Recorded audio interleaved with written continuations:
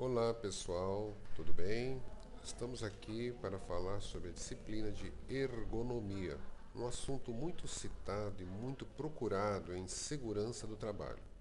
Quem está falando com vocês aqui, vou me apresentar. Meu nome é Carlos Alberto, sou professor de segurança do trabalho, com especialização e pós-graduação em segurança e tecnologia. Tá ok? Bom, vamos falar então da ergonomia, que é o que nós temos a discutir. O que significa essa palavra tão curiosa, né? Palavra difícil, o pessoal acha engraçado, mas ela é de origem grega, que significa ergo, trabalho, nomos, regra.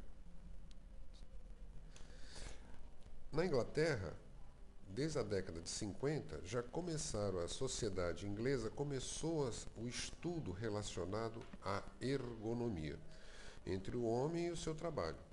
O equipamento, o ambiente de aplicação, conhecimentos, a anatomia, a fisiologia, na solução de problemas surgidos desse relacionamento. Então, a ergonomia, na realidade, ela trata-se de um conjunto de técnicas com o objetivo de adequar o trabalho ao homem. Por que isso? Porque o ser humano antigamente era que tinha que se adaptar ao serviço. E hoje, com o avanço tecnológico, nós descobrimos que a coisa não é bem assim. Nós temos que nos adaptar à tecnologia, lógico, mas também o trabalho tem que ser adequado ao homem, porque nem todas as pessoas podem fazer o mesmo tipo de serviço. Esses objetivos a ergonomia traz, ela baseada num trinômio da ergonomia, que é para justamente fazer essa adaptação. Para poder adaptar esse trabalho, eu tenho que ter conforto, segurança e eficiência. E essa eficiência, esse conforto, ela tem algumas abordagens. Na abrangência dela, eu tenho a microergonomia, que é a ergonomia do posto de trabalho, onde o funcionário está trabalhando e o técnico de segurança vai ao posto fiscalizar o local, verificar as condições de trabalho daquele local, daquele ambiente que o trabalhador está executando as suas tarefas.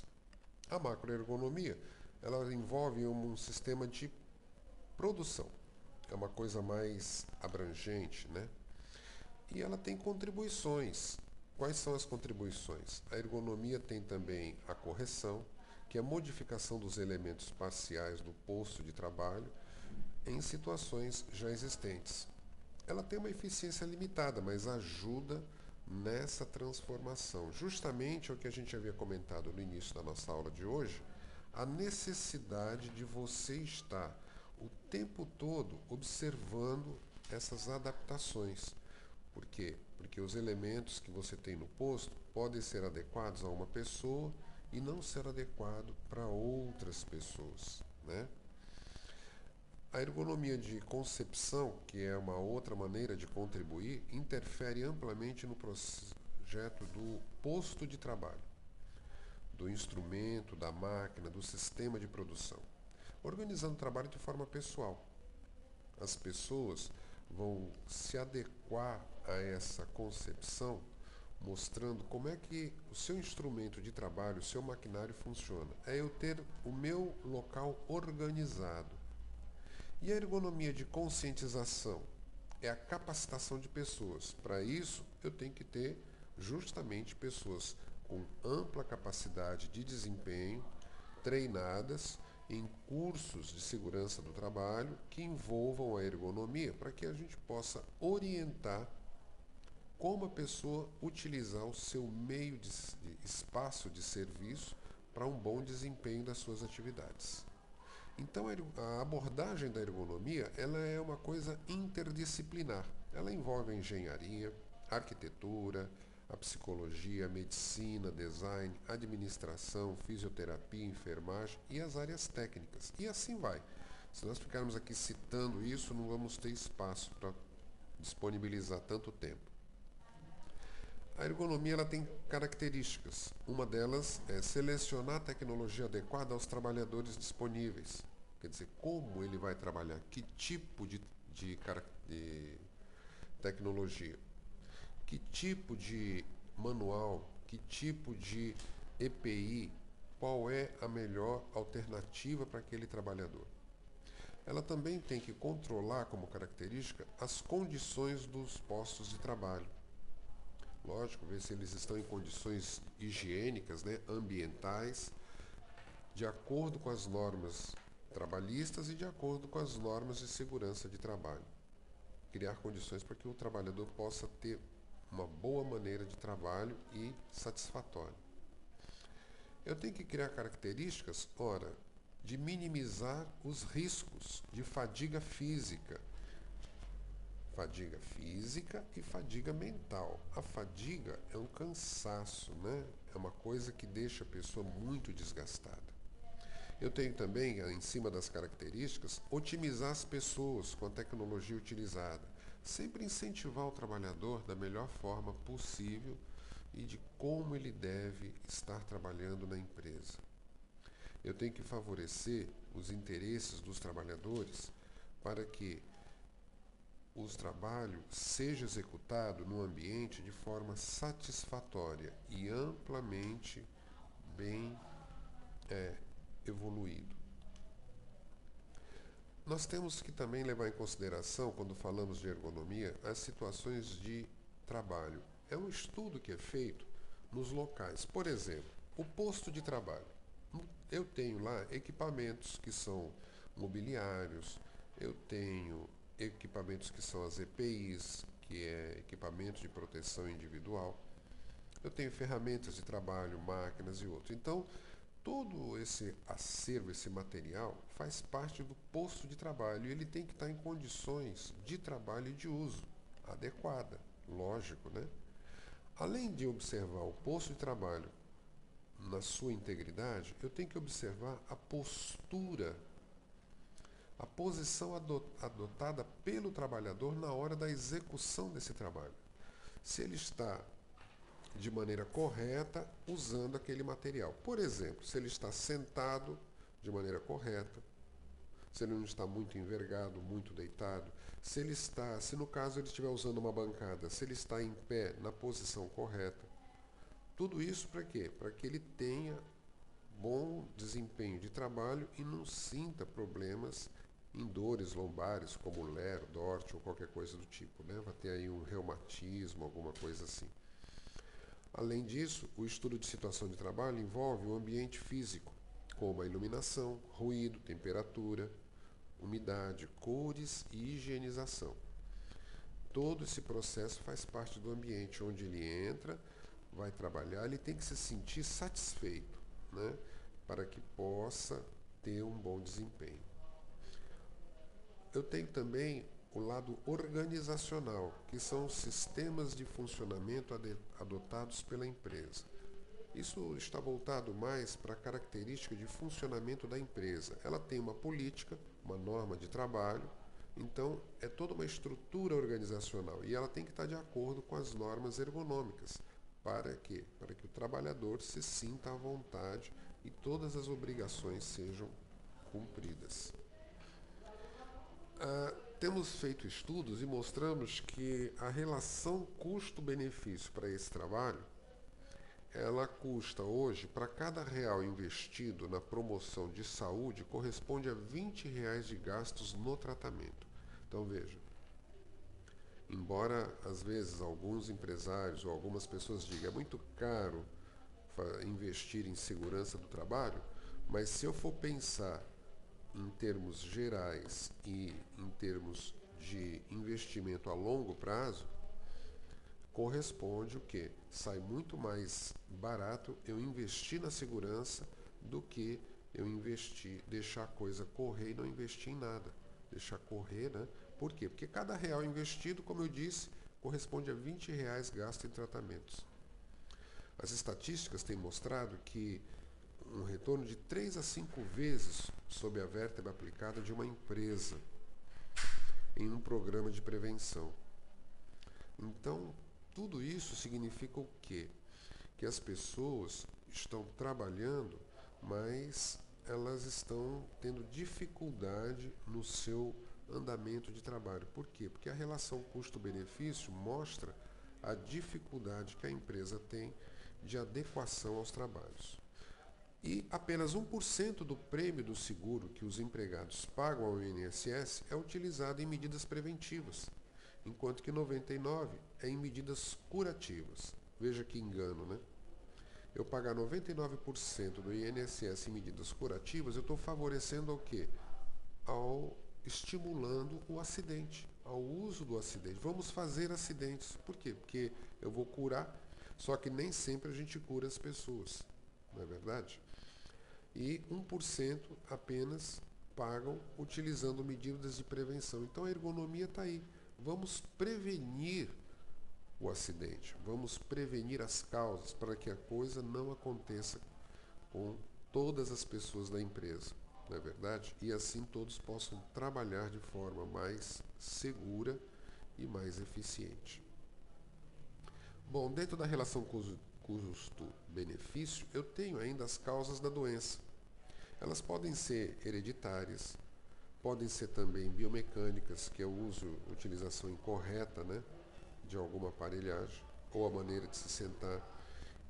E eu tenho que, para isso, fazer prevenção, tanto hereditária quanto a utilização biomecânica, eu tenho que fazer seleção, prevenção e medidas de redução. Então veja, na seleção médica criteriosa para prevenção, eu reduzo o processo em 30%. O ensino das técnicas, quando eu estou trabalhando com o uso de cargas e ensino as técnicas de uso, de como você transportar alguma coisa, como carregar para que você não crie nenhum processo abusivo, eu estou reduzindo em 20% todo o problema da empresa, hein? Agora, quando eu uso as medidas ergonômicas dentro da empresa, com capacitação, treinamento em todas as áreas da empresa, eu estou reduzindo ou fazendo uma prevenção de 80% em cima dos acidentes. Olha, veja, é uma boa diferença, né? Você reduzir 80% já dá um ar de alívio para a empresa. A ergonomia possui alguns agentes, que nós chamamos agentes ergonômicos de risco. E eles são divididos na característica física, mental, e nós vamos ver aqui a característica física, que é um fator ligado à característica do trabalho. Essa característica física, ela possui uma carga estática, que está associada à postura do trabalho, como ele se senta, como ele vê, como ele faz o trabalho. E a carga dinâmica, que é uma carga relacionada ao gasto da energia, né? Como é que ele está gastando essa energia na hora que ele se senta. Então, por exemplo, a carga estática, postura, ficar em pé, pode provocar circulação de varizes. Sentar de forma errada vai afetar a coluna, os joelhos, os músculos, o pescoço. O tronco inclinado pode trazer problemas na região lombar, deterioração dos discos, das vértebras, né, da coluna. Então, veja, são problemas que acontecem. A carga dinâmica, que é a energia, é o gasto energético. Se eu tiver muito sobreesforço de trabalho, eu posso ter um desgaste energético muito grande e esse consumo de energia ele vai ser influenciado pelos fatores que eu possuo, idade, sexo e técnicas e condições ambientais. Geralmente esse gasto energético com sobreesforço ele está ligado a trabalhos ligados à agricultura, mineração, indústria, que são trabalhos mais pesados, né? Então, só como exemplo, a carga dinâmica, você tem sentado em repouso, você gasta mais ou menos 100 calorias. Quando você está sentado, movimento moderado, quer dizer, movimentando braços e pernas, como exemplo, dirigindo um carro, você está gastando 150 calorias. Agora, se você está de pé, num trabalho leve, em máquinas ou bancadas, você gasta 150 calorias também. Tá? Quando você está no trabalho moderado, na carga dinâmica, sentado, movimento vagaroso, mexendo as pernas e braços, você gasta 180 calorias. Agora, quando você está numa bancada, trabalhando com uma máquina, mas você está em pé nessa bancada, que é um trabalho moderado, você está gastando 220 calorias. O ato de movimentar num trabalho, empurrando ou levantando alguma coisa, você está gastando 300 calorias.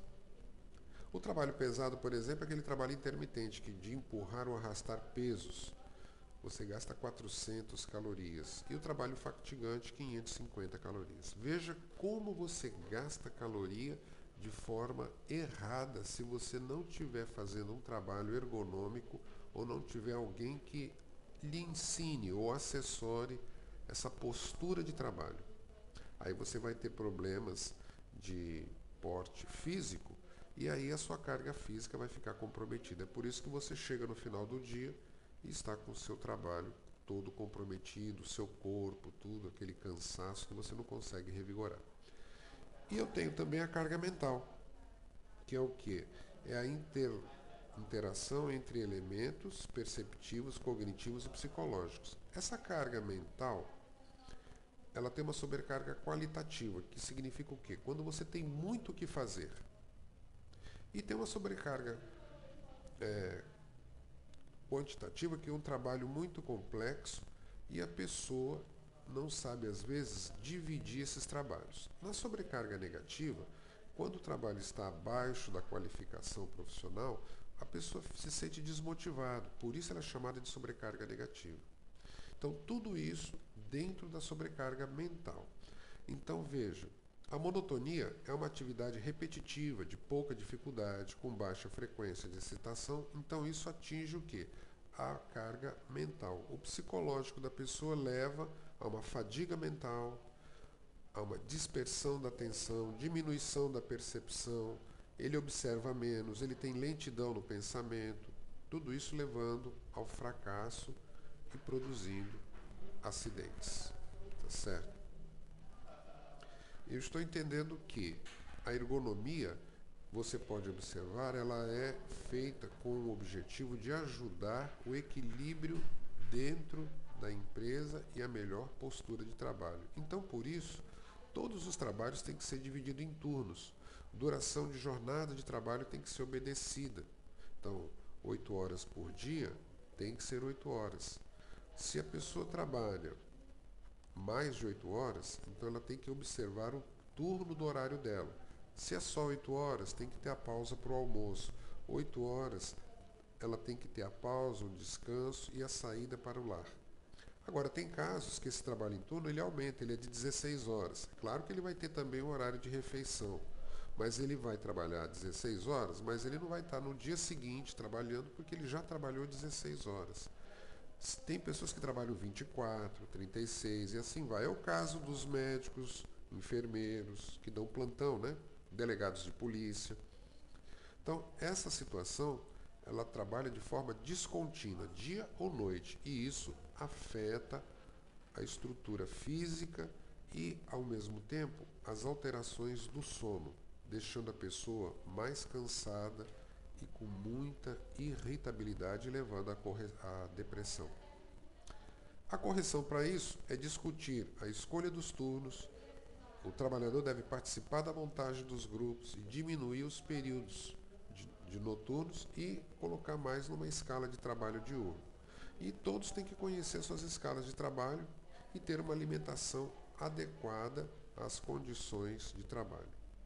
Com isso, eu vou liberar uma coisa chamada motivação, que são questões de segurança que leva a pessoa a trabalhar com muito mais vontade. A motivação é um conjunto de impulsos que acabam direcionando o indivíduo para ações com o objetivo de atingir a sua própria satisfação de realização. Então, nas nossas sociedades, a motivação deve ser constante e estimulada para que as pessoas não percam o seu desempenho. Tá certo? Então, ela possui alguns princípios, a motivação, ligados à higiene. Fatores que produzem a satisfação são separados dos que produzem a insatisfação. Então, fatores motivadores são a autorrealização, o conhecimento reconhecimento do trabalho, o conhecimento do trabalho em si, a responsabilidade e ascensão. Fatores higiênicos, como condições de trabalho, supervisão, relações pessoais, tudo isso são pré-requisitos para uma ótima motivação ou o que chamamos de motivação efetiva. levando assim a um ambiente higiênico dentro da área do trabalho, certo? Pois bem, nosso tempo está se esgotando e nós estamos aqui dando uma visão geral da ergonomia. Ainda há muitas coisas a serem discutidos, fatores de necessidades hierárquicos, tá? E que isso pode ser discutido numa próxima aula. E eu estarei aqui à disposição de vocês para as próximas aulas e também para tirar dúvidas nos assuntos que foram colocados aqui e deixados por hoje, tá ok? Então, a todos vocês, até mais, um abraço e até a próxima, tá certo?